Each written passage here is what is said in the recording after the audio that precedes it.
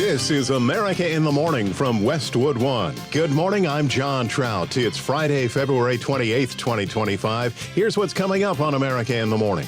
President Trump signals tariffs against Mexico and Canada will go into effect next week.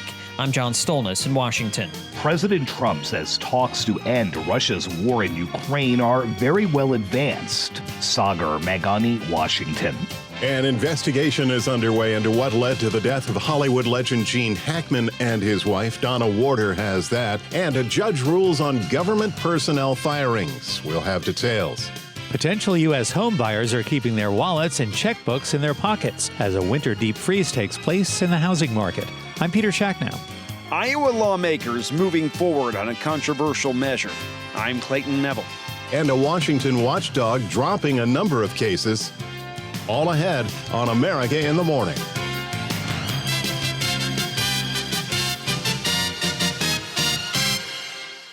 President Trump says he is prepared to move forward with tariffs against Canada and Mexico in order to tamp down on the import of illegal drugs such as fentanyl from crossing the border into the U.S. John Stolnis has more from Washington.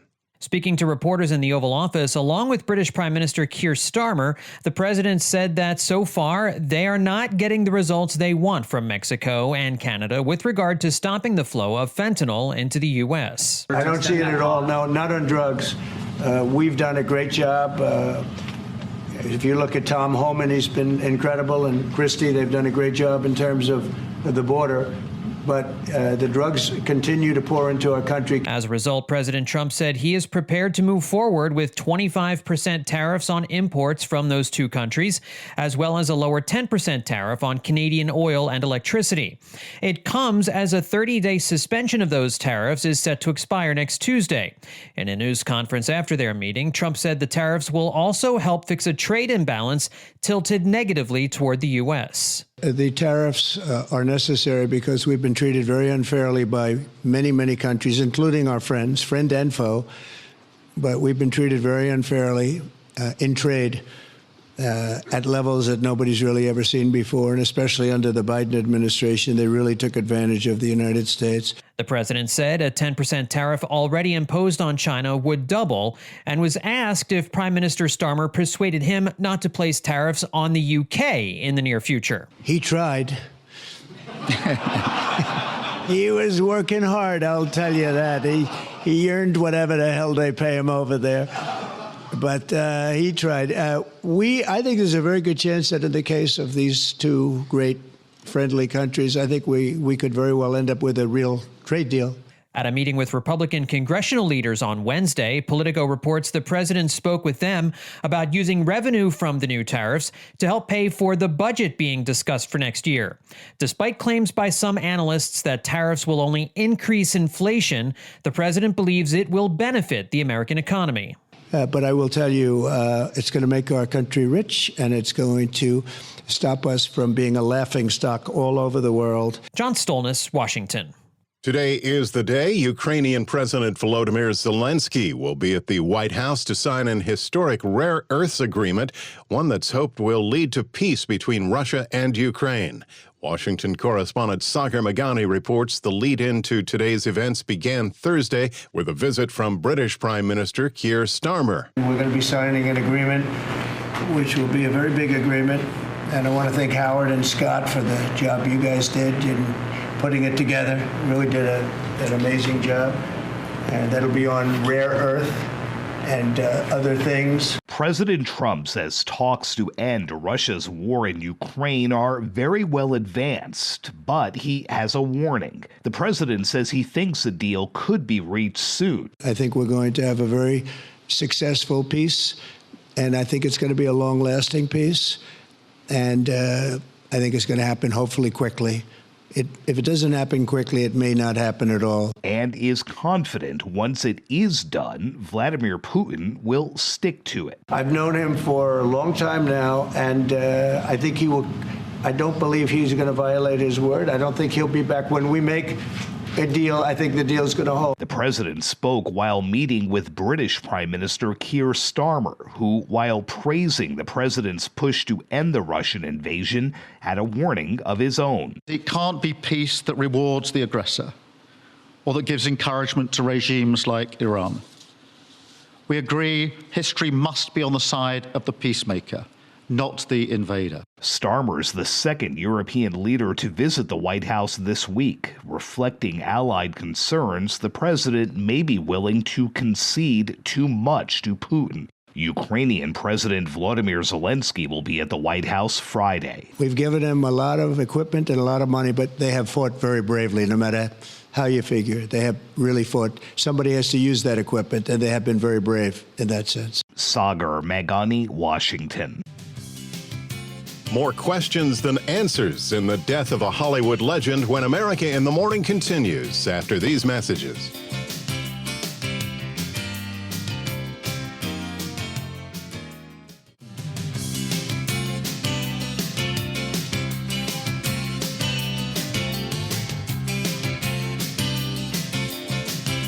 This is America in the Morning. A winter storm warning in the nation's heartland, and high winds present fire danger in the Ohio Valley. Here's AccuWeather.com meteorologist Brian Thompson with the forecast. The strong winds across the Midwest will be a primary focus today on a day that really isn't going to feature much in the way of precipitation across much of the country. Some of those winds will be as strong as 40 to 50 miles per hour today from the eastern Dakotas through much of Minnesota, Iowa, and then into the Great Lakes, places like Madison, Milwaukee, Chicago, down to Indianapolis and Detroit. Again, the potential for some 40 to 50 mile per hour wind gusts, which could certainly cause some travel delays, especially at the airports as we head throughout the day. But again, not much in the way of precipitation across the country. We do have some snow showers across northern Michigan, even some rain and snow showers back through northern Wisconsin, farther west toward Minneapolis as well. Now, as you head farther east into the interior northeast, we'll have some snow showers today across upstate New York, northwestern Pennsylvania. But along the I-95 corridor from Boston all the way down to D.C. should be a pretty sunny day and still relatively mild for this time of year. And there's going to be a lot of mild weather across much of the country. High temperatures today in the 60s and 70s across much of the southeast, really through most of the central and southern plains. And out west, it's going to be pretty warm as well. Even up into the Pacific Northwest, temperatures into the 60s around Portland and pushing 60 in Seattle today. The only real patch of chillier weather will be across the northern Great Lakes to New England, but certainly nothing unreasonable this time of year. And that's the weather across America. In Nashville today, mild with plenty of sunshine, a high of 67. Very windy in Minneapolis today with a rain or snow shower in spots, a high of 47. The nation's weather, I'm AccuWeather.com meteorologist Brian Thompson. Remember to follow us wherever you get your podcasts, Apple, Spotify, Amazon, and YouTube. Just search America in the Morning in your favorite listening app. I'm John Trout. An investigation is underway after the bodies of Hollywood legend Gene Hackman and his wife were found dead in their New Mexico home. Correspondent Donna Warder has the latest. That's kryptonite, Superman. A little souvenir from the old hometown. I've spared no expense to make you feel right at home. When it came time to cash in your chips, this old, diseased maniac would be your banker. Investigators say that actor Gene Hackman and his wife apparently had been dead for some time before a maintenance worker entered the couple's Santa Fe, New Mexico home Wednesday and found their bodies. The Santa Fe County Sheriff's Office says the body of 95-year-old Hackman was found in a mudroom and that he appeared to have fallen. A pair of sunglasses and a cane were nearby. Investigators say the body of Hackman's wife, 63-year-old Betsy Arakawa, was found in a bathroom next to a space heater and that there was an open prescription bottle and pills scattered on a countertop near her body. They say one of their dogs, a German Shepherd, was found dead in the bathroom closet, but two other dogs, one inside the home and one outside, were found alive and well. A sheriff's detective says the couple didn't have any wounds and that there were no signs of a carbon monoxide leak or carbon monoxide poisoning.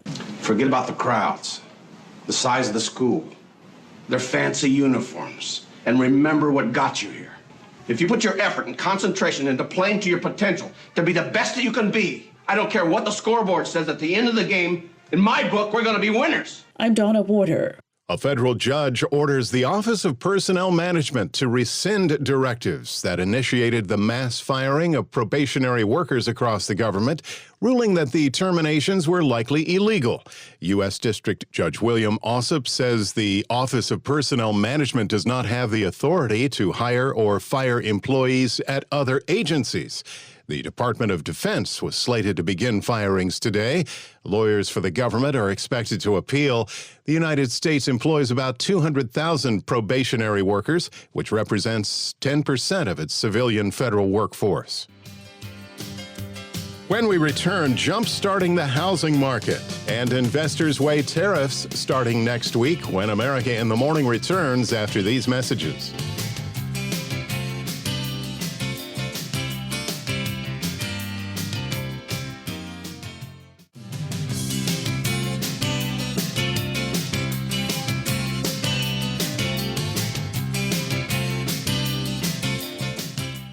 America in the Morning continues. The Business Report is brought to you by Fisher Investments. Fisher Investments takes a disciplined approach with investing, helping clients navigate volatile markets. Learn more at FisherInvestments.com. A closer look at the state of the housing market. Here's CNBC's Peter Shacknow. If you're trying to sell your home right now, you may have found fewer people beating a path to your door than you might have in 2024.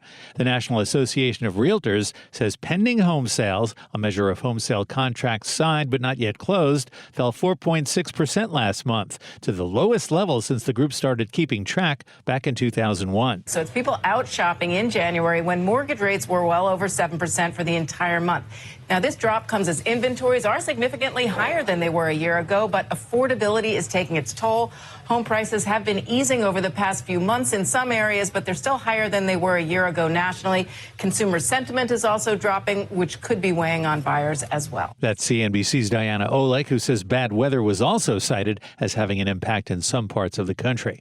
Investors are also not beating a path to shares of market bellwether NVIDIA, which fell yesterday despite a better-than-expected earnings report and strong demand for its artificial intelligence chips. Brent Talkington, managing partner at Requisite Capital Management, remains optimistic. This is going to end up being 12 months from now, probably the cheapest of the Mag 7. And I just think you have this visionary leader that's looking out so much further than we as investors can see. This AI transition is going to be a secular trend, not just a cyclical trend. NVIDIA's slide is one source of pressure on the stock market. Another is the White House announcement that tariffs on Mexican and Canadian imports will begin as scheduled on March 4th. That could impact prices for a wide range of products, from cars to food to alcoholic beverages.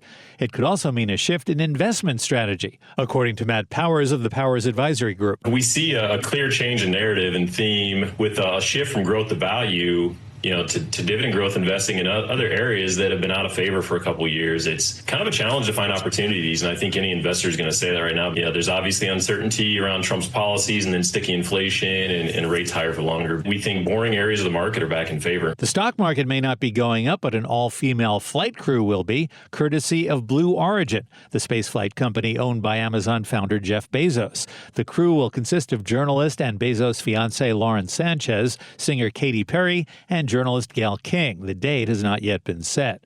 On today's watch list, some notable economic data, including personal income and consumer spending, and the latest personal consumption expenditures, or PCE index, the Fed's favorite measure of inflation. Apple's new iPhone 16e, the less expensive version of the latest iPhone, will be available for sale starting today. And a 24-hour so-called economic blackout has been called for today by the nonpartisan grassroots group, the People's Union USA. It's encouraging consumers to refrain from non-essential purchases, to call attention to high costs and corporate practices. Thank you, CNBC's Peter Shacknow. When we return on America in the Morning, a law to remove gender identity protection. That and more after these messages.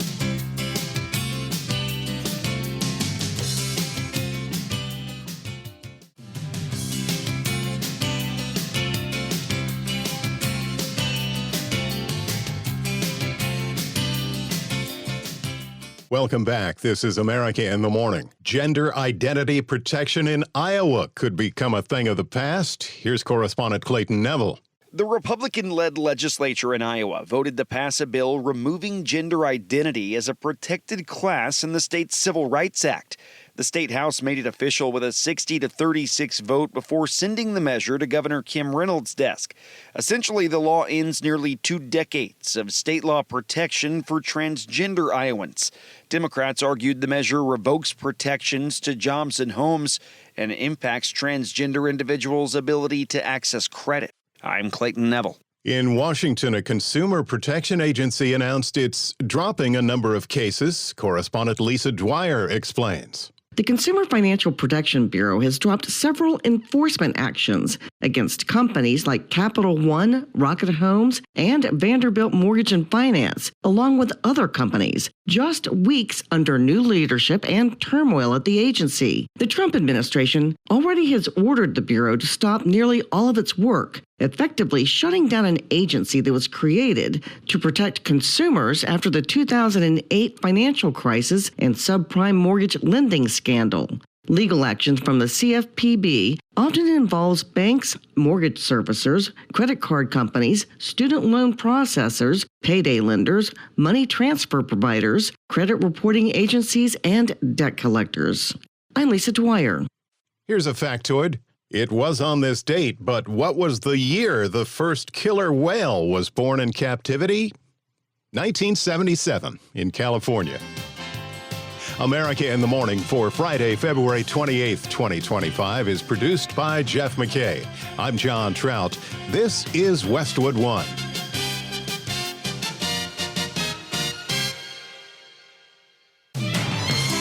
This is America in the Morning from Westwood One. I'm John Trout. Coming up this half hour.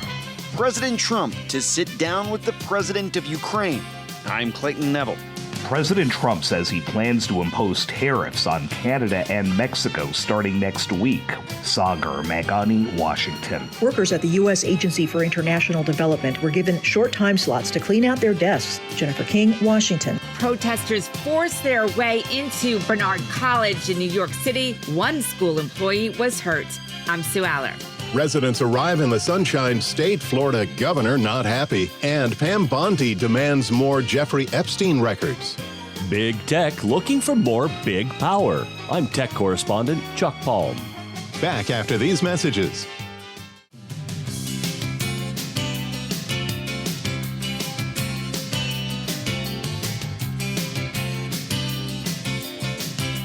This is America in the Morning, turning the page on the calendar and a lot of cold weather. Here's AccuWeather.com meteorologist Brian Thompson with the Friday forecast. As we wrap up the month of February today, there just isn't much cold air on the map today. A lot of warmth across much of the country, and even where it's not particularly warm, it is at least not that cold for this time of year. And the coldest spots are going to be across the Great Lakes into the Northeast today. We're expecting high temperatures in the 30s for most of the interior Northeast and the northern Great Lakes. Now, from Boston down through New York City, Philadelphia, Baltimore, Washington, high temperatures will be in the upper 40s and into the low 50s. Again, not bad for the last day of February, and temperatures will actually climb a little bit ahead of an approaching cold front tomorrow.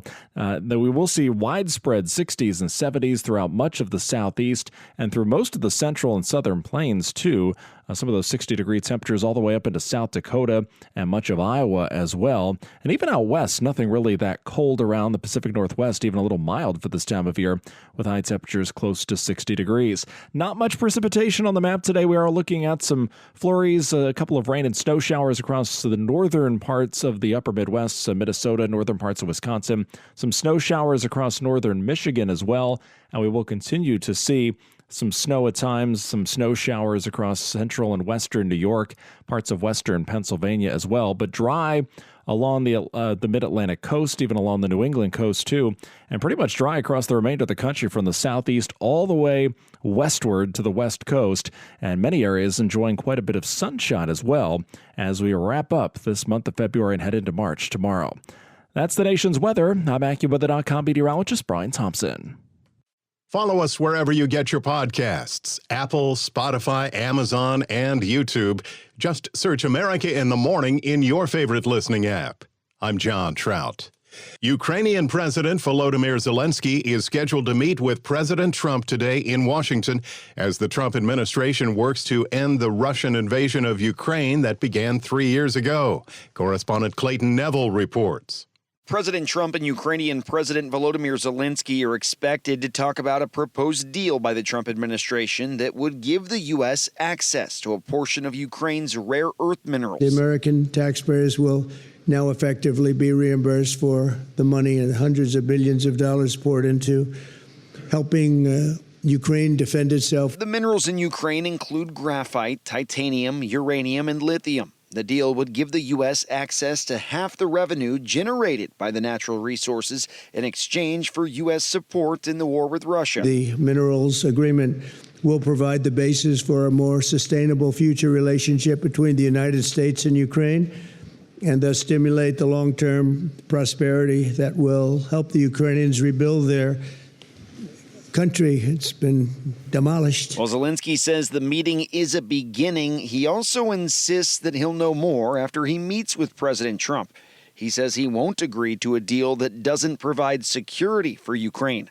President Trump, though, says he won't be able to provide much of that. The European aid to Ukraine has been sent in the form of loans for which they expect to be paid back, and we didn't have that honor under the Biden administration. As far as Europe is concerned, while meeting with Trump in D.C. this week, the Prime Minister of the U.K. said that there is value in the agreement that Trump is proposing to Ukraine. I'm Clayton Neville. Blaming drugs like fentanyl continuing to come into America, President Trump announced new tariffs will be enacted next week against Mexico, Canada, and China. Washington correspondent Sagar Meghani reports that Canada's Prime Minister is planning reciprocal tariffs against the U.S. as a response. The drugs continue to pour into our country, killing hundreds of thousands of people. We're losing substantially more than 100,000 people. I mean, dead. They're dead. In a social media post, the president says the tariffs will kick in Tuesday, writing the import taxes will force other nations to crack down on drug trafficking into the U.S. We've lost millions of people due to fentanyl. It comes mostly from China, but it comes through Mexico and it comes through Canada. He yesterday signaled the tariffs were coming against America's two biggest trading partners. If on Tuesday there are unjustified tariffs brought in on Canada, we will have an immediate and extremely strong response, as Canadians expect. Canadian Prime Minister Justin Trudeau said earlier this month his nation would respond. We will stand up for Canadian workers. We will stand up for Canadian industries. The prospect of a trade war worries consumers who fear higher prices and slower economic growth as a result. It's a myth. It's a myth that's put out there by foreign countries that really don't like paying tariffs, and especially to even up. So we've been treated badly by a lot. We're using tariffs. And I find, and you just have to look at the numbers, but I find that it's not about inflation. It's about fairness. And the inflation for us has not existed. The government says GDP grew at a solid 2.3% annual rate in the last quarter, but the outlook is now cloudier this year. I think you're going to see eventually you're going to see drugs stopping, because the country should not be allowing those drugs to come into the United States of America, and we're not going to allow it to happen. So that goes on the 4th of March. And then on the 2nd of April, we have reciprocal tariffs. That's reciprocal, where we charge countries what they're charging us. Sagar Meghani, Washington. USAID workers spent Thursday clearing out their desks, leaving the offices part of the mass layoffs at the agency spearheaded by the Department of Government Efficiency. Jennifer King reports that those who are now out of work decried the firings, saying their efforts are not wasteful but necessary. Workers at the U.S. Agency for International Development were given short time slots to clean out their desks at the agency's headquarters in the Reagan Building in Washington. I love the work that we do. I really care about it. I felt like we made a difference. And to see everything disappearing before our eyes in a matter of weeks, it's very scary to me and depressing. The Trump administration has notified most USAID staffers that they were on leave or terminated. Outside, the workers were cheered as protesters waved signs and fumed over the gutting of a congressionally authorized agency. Only Congress can shut down USA. Kate Parsons was terminated last week and came to show her support. The current leadership is trying to dismantle it. They're trying to do it so quickly and so sloppily that people don't notice or people can't stop it, but they haven't fired us all yet. There's still people who are still working really hard to get humanitarian assistance unstuck. And I want the American people to know that, to not give up on USA. This fight is not done. Ben Thompson says the email workers received was disrespectful. This clearly isn't about government waste and fraud and abuse. He's not going through with a fine-tooth comb. He's tearing down our institutions for fun. It's a game. It's not public service. It amuses him, and I hope people see that. Prime Minister Modi in India for voter turnout. We're giving $21 million for voter turnout in India. What about us? I want voter turnout, too. President Trump and Elon Musk's Department of Government Efficiency have targeted USAID, saying the programs are out of line with the Republican president's agenda. It's been run by a bunch of radical lunatics, and we're getting them out. USAID, run by radical lunatics, and we're getting them out, and then we'll make a decision. The Supreme Court has temporarily blocked a judge's order requiring the federal government to release foreign aid that was frozen by the president on his first day in office. Jennifer King, Washington. Melee at a college campus pro-Palestinian protest when America in the Morning continues after these messages.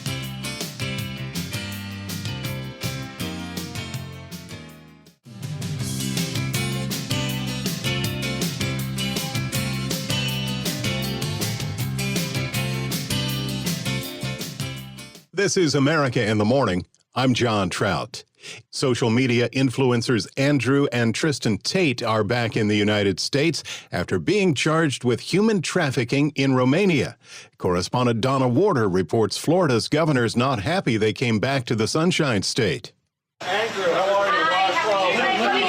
Brothers Andrew and Tristan Tate arrived in Fort Lauderdale, Florida on Thursday after U.S. authorities lifted travel restrictions on the two.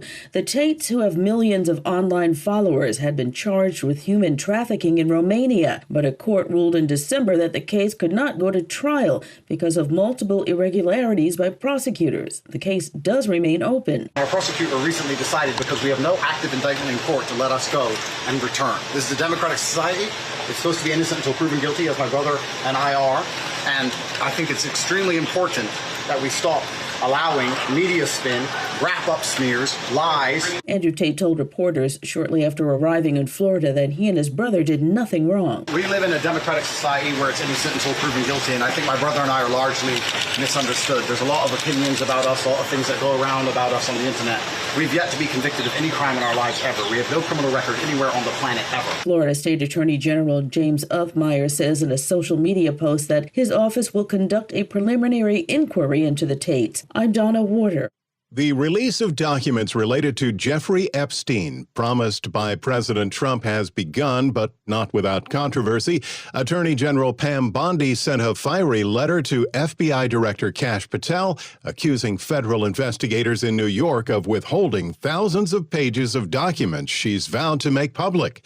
Fox News is reporting that the FBI received about 200 pages of files, far less than the number of pages released last year in a civil lawsuit connected to Ghislaine Maxwell, the trafficker's former lover and convicted accomplice. Bondi is demanding the FBI comply with her request, including for audio and video recordings, by no later than this morning. A pro-Palestinian protest at a New York City college got out of hand, leading to a school employee getting injured. Sue Aller reports despite the damage and disruption caused, no punishments were handed out. You're hearing a group of pro-Palestinian protesters who allegedly forcibly entered Milbank Hall at Barnard College in New York City. The demonstrators were masked and sent one school employee to the hospital. Alicia Baker was there and spoke to Fox News. They have no regard for the rules. They have no regard for the basic function of the university, which is to teach and to learn. The protest was organized by the group Columbia Students for Justice in Palestine in response to 2 Bernard students who were expelled for disrupting a Columbia University class on Israeli history. It's so upsetting to see a mob overrun a building and run around our campus supporting the terrorists, especially on the day where the Bibas family was buried in Israel, one of the saddest days in Jewish history. Bernard's president condemned the actions of the protesters, emphasizing that violence and intimidation have no place on campus. The protesters were given to 9:30 Wednesday evening to vacate the building. At 10:45, they marched out and did a victory march because they successfully held a standoff, and they're getting away with no IDs checked and no disciplines. The New York City Police Department responded to the incident, but no arrests were made. In New York, I'm Sue Aller. Mexico is sending 29 prisoners to the United States, including a drug lord wanted for the killing of a DEA agent in 1985. The Justice Department said the criminals linked to drug cartels, including a kingpin, were facing U.S. charges, including drug trafficking and murder. Now in U.S. custody, they'll be held in 8 different prisons across America. This comes as the Trump administration continues to crack down on fentanyl crossing the border. Elon Musk's Starlink may get the nod to take over the Verizon contract from the FAA, including much-needed upgrades, but some aren't too happy about it. Here's Chuck Palm with that in today's Tech Report.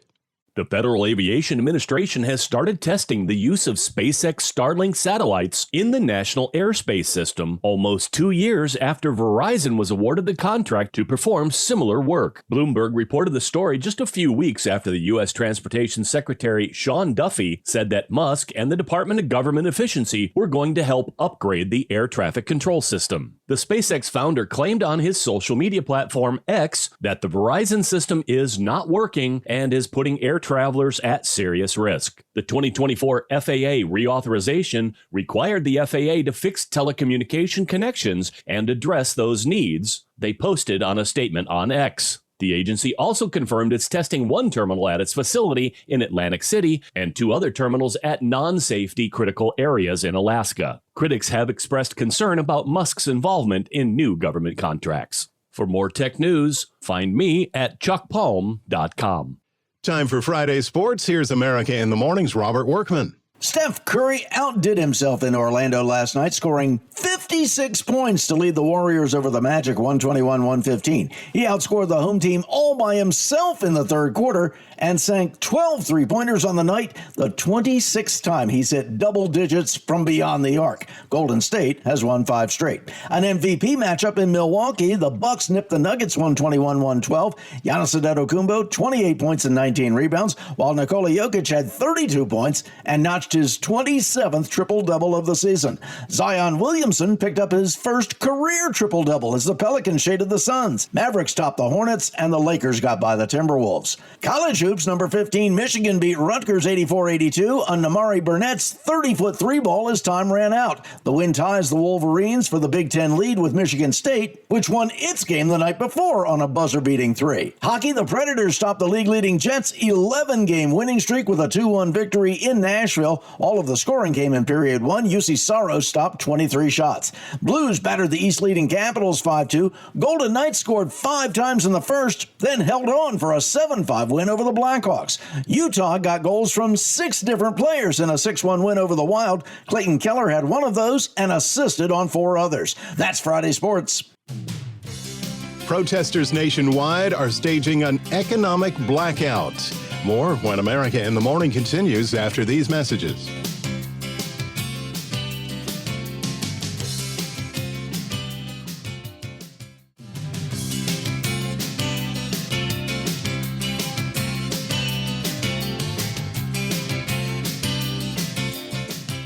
America in the Morning continues. Consumers are planning a one-day economic blackout, boycotting major corporations today. However, as Lisa Dwyer reports, there are questions if No Shopping Friday will even make a difference to any company's bottom line. A grassroots organization is encouraging U.S. residents to not spend any money on Friday. The People's Union USA describes it as an act of economic resistance to protest what the group's founder sees as the influence of billionaires and big corporations on average Americans. The group calls the 24 hours of spending abstinence an economic blackout, a term that has been shared and debated on social media. Other activists and faith-based leaders are organizing boycotts to protest companies that have scaled back their diversity, equity, and inclusion initiatives. I'm Lisa Dwyer. The investigation into the death of actor Gene Hackman and his wife continues. No cause of death has been revealed for actress Michelle Trachtenberg. The 39-year-old, known for her roles in Gossip Girl and Buffy the Vampire Slayer, was found dead in her Manhattan apartment. The Office of the Medical Examiner for the City of New York says both the manner and cause of death is undetermined. Trachtenberg's family declined to have an autopsy performed. NBC News reported that Trachtenberg recently received a liver transplant, but it's not clear whether the surgery had anything to do with her death. New in theaters this weekend, in a story about a rescue mission located at the bottom of the ocean. Kevin Carr has a sneak peek at Last Breath. A new film about an impossible rescue mission dives deep into the ocean. Diver in the water at 300 feet. Bell, do you copy? Comms check. Comms check. Based on a true story, Last Breath follows a team of divers servicing an underwater pipeline. During a rough storm, one of them is trapped at the bottom of the ocean with oxygen quickly running out. Your umbilical, it's gonna snap. I will come back for you, but you have to get yourself back to the top. I can't rescue you if I can't find you. These rescue movies always struggle to balance between reality and Hollywood flash. Too much flash and you have a silly over-the-top Michael Bay movie. Too much reality and you can drown the audience in minutia. The thrusters have gone offline. How many? All of them. For the most part, Last Breath presents a realistic rescue mission, which is commendable, but it threatens to undercut the thrills and dangers. It doesn't over-sensationalize, but the detail does get a bit much at times. We'll have to take control of the ship manually. If we make a mistake, we put the entire ship at risk. Come on! The cast is good, though they're saddled with a rough script that dumps character exposition at the start before settling into basic archetypes. Still, they do the best with what they've got. There is no more slack. That's everything I've got. I'm not a huge fan of movies like this, and some clunky editing results in awkward pacing. But if you're into films about the triumph of the human spirit and all that jazz, you should enjoy this one. Brace for impact. Last Breath gets 3 scuba tanks out of 5. I'm Kevin Carr, and that's the way I see it. America in the Morning for Friday, February 28th, 2025 is produced by Jeff McKay. I'm John Trout. This is Westwood One.